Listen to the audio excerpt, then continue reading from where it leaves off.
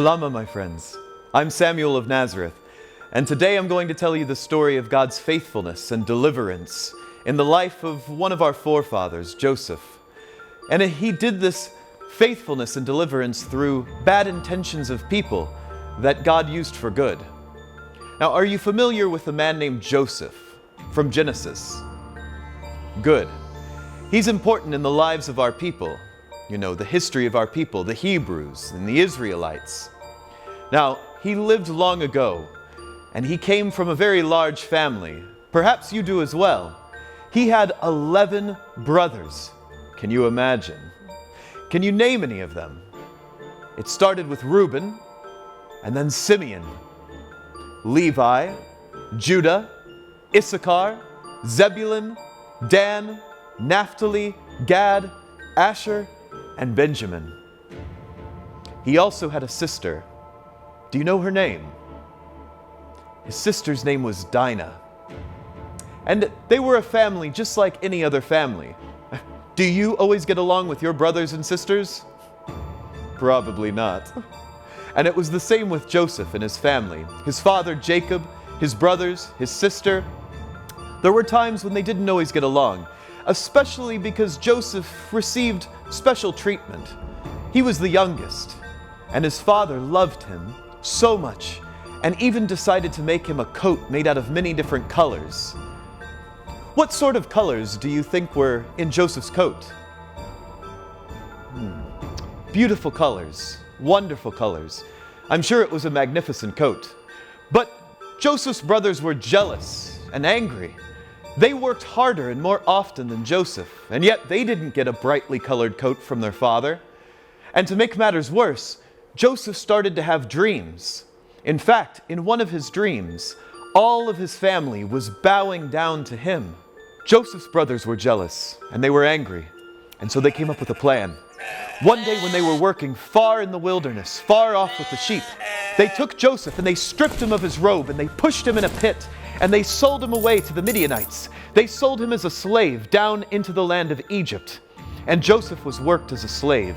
That means that he received no pay, no benefits, no reward for the hard work that he did every single day. But he knew that God was with him. And eventually he received favor from Potiphar. He was the captain for the king of Egypt. And Potiphar started to give Joseph special treatment and gave him special responsibilities. And for a time, things were better. Joseph started to like his life in Egypt. But not for long. Eventually, Potiphar's wife falsely accused Joseph, and Potiphar threw Joseph into prison. And once again, Joseph was stripped of all of the things that he knew and found comfort in. He was alone in a prison cell. But there was one thing that Joseph had. Joseph still knew that God was with him. And eventually, as time went by, Pharaoh, the king of Egypt, he started to have horrible dreams. Pretend like you're asleep with me. And then you start to have a terrible dream, a terrible nightmare. Get into a position that you make when you're scared and when you're afraid. He didn't know what to do, and none of the people that Pharaoh knew could explain the dream. None of them could explain the meaning of the dream to Pharaoh. And so, finally, someone told Pharaoh about Joseph and his special ability. God was still giving Joseph the ability to interpret dreams. And so, Pharaoh had them clean Joseph up, and he brought Joseph into his presence.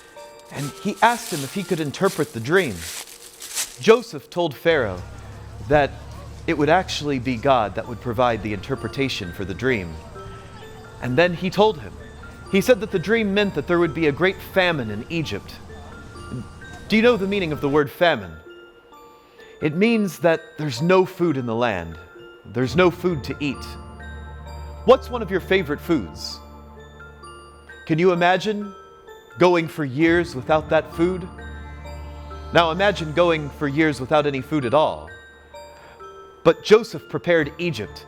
He came up with a plan to store grain for years, to provide for the people of Egypt. And because of this, Pharaoh elevated Joseph to a high position. He was second only to Pharaoh in the land of Egypt. And so by the time the famine came, they were prepared. There was grain in the land of Egypt. But guess where there was no grain? in the land of Canaan. Joseph's family was not prepared for the famine. They weren't warned ahead of time, but they heard that Egypt was prepared and that there was grain in Egypt. And so they started to make their way to Egypt. Jacob sent his sons to Egypt to gather grain. So start to pack your things. Start to gather your things with me for the journey. They gathered their packs and they gathered their bags and they started to make the long journey down to the land of Egypt. And when they got to Egypt, guess who they met? Joseph. They saw Joseph, but they didn't recognize him. But Joseph recognized them. Now, in the past, Joseph had been prideful, but did he really deserve what had happened to him? And his brothers weren't blameless either. They had both done wrong to each other, but God's merciful, and Joseph decided to have mercy on his brothers. He tested them at first. He gave them multiple tests, maybe because of how they had treated him in the past. He might have tested them to see if they had changed their hearts. Or maybe he tested them to get the youngest brother and his father down into Egypt so that he could protect them and provide for them. What do you think? Whatever it was, eventually he got his youngest brother and his father down into the land of Egypt. And Joseph had treated his brothers poorly in the past. He had been prideful when he was young, and his brothers had also treated him poorly as well.